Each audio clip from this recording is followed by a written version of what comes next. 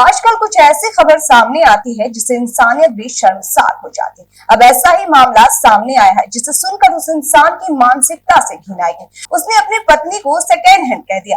पत्नी का बोलना था कि नेपाल में हनीमून के दौरान पति ने उसे सेकेंड हैंड करके प्रताड़ित किया क्योंकि उसकी पिछली सगाई टूट गई थी। बाद में अमेरिका में पत्नी ने आरोप लगाया कि उसे इमोशनली और फिजिकली शोषण किया गया।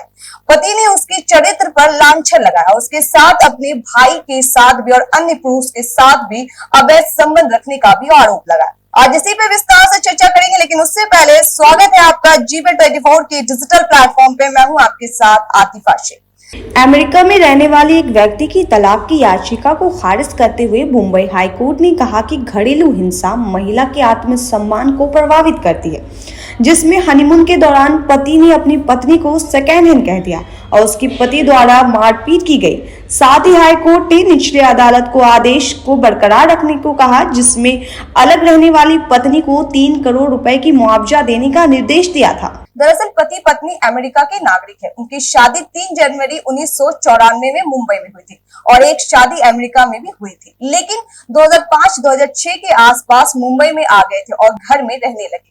पत्नी ने मुंबई में नौकरी किया, उसके बाद अपनी मां के घर चले गए। 2014-2015 के आसपास पति वापस अमेरिका चले गए और 2017 में उन्होंने वहां के कोर्ट से तलाक के लिए मुकदमा दायर किया। पत्नी को समन भेजा गया। उसी वर्ष पत्नी ने मुंबई मजिस्ट्रेट अदालत घरेलू हिंसा में डीवी अधिनियम के तहत याचिका दायर किया। 2018 में अमेरिका में एक कोर्ट ने दोनों जोड़ा को तलाक दे दिया। पत्नी का मामला ये था कि नेपाल में हनीमून के दौरान पति ने उसे सेकेंड हैंड कहकर प्रताड़ित किया क्योंकि उसकी पिछली सगाई टूट गई थी। बाद में अमेरिका में पत्नी ने आरोप लगाया था कि उसके साथ फिजिकल और इमोशनल शोषण किया गया था। पति ने उसकी चरित्र पर लांछन लगाया और साथ ही अपने भाई और अन्य पुरुष के साथ भी अवैध संबंध रखने का आरोप लगाया था। कथित तौर पर पति ने उसे रात में तब तक सोने नहीं देता था जब तक वो अवैध वैचारिक संबंध को कबूल नहीं कर लेती थी। नवंबर 1999 में पति ने कथित तौर पर इतनी बेरहमी से मारपीट की कि शोर सुनकर पड़ोसी ने स्थानीय पुलिस को बुला दिया और उसे घरेलू हिंसा के आरोप में गिरफ्तार कर लिया। पत्नी ने कहा कि उसने पुलिस को नहीं बुलाया था। हालांकि पुलिस उसे चोट देखकर, निशान देखकर ऑटोमेटिक संज्ञान लेते हुए मामला को संज्ञान के लिए और उसके भाई के आवेदन के बाद जमानत दी गई और पत्नी को काउंसलिंग से जोड़ा गया। महिला ने ये भी बताया कि 2000 में जब उनके माता पिता अमेरिका गए थे, उस समय उनके पिता को दिल का दौरा पड़ा था, लेकिन उसके पति ने उसे अपने पिता के साथ रहने की इजाजत नहीं दी थी। पत्नी ने दावा किया कि जब कपल भारत लौटे थे तब पति ने उस पर अन्य पुरुष के साथ अवैध संबंध रखने का आरोप लगाया।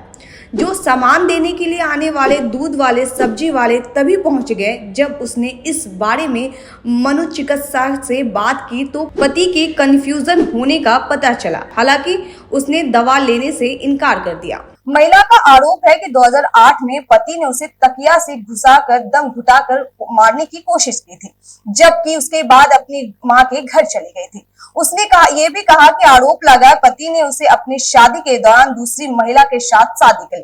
पति ने दलित के विरोध किया तो, लेकिन चूंकि उसे खुद को जरिया नहीं था, इसलिए मजिस्ट्रेट कोर्ट ने उसकी बात को खारिज कर दी। दूसरी ओर पत्नी ने मां और भाई और चाचा उसके मामले में समर्थन करते हुए अदालत ने पति को उसके रहने के लिए भी विकल्प और व्यवस्था कर घर की किराए की उसे प्रति महीना 75,000 रुपए भुगतान करने का निर्देश दिया था। अभी के लिए बस इतना ही। हम ऐसी और जानकारी के साथ आपसे फिर मुलाकात करेंगे, लेकिन तब तक के लिए दीजिए इजाजत। नमस्कार।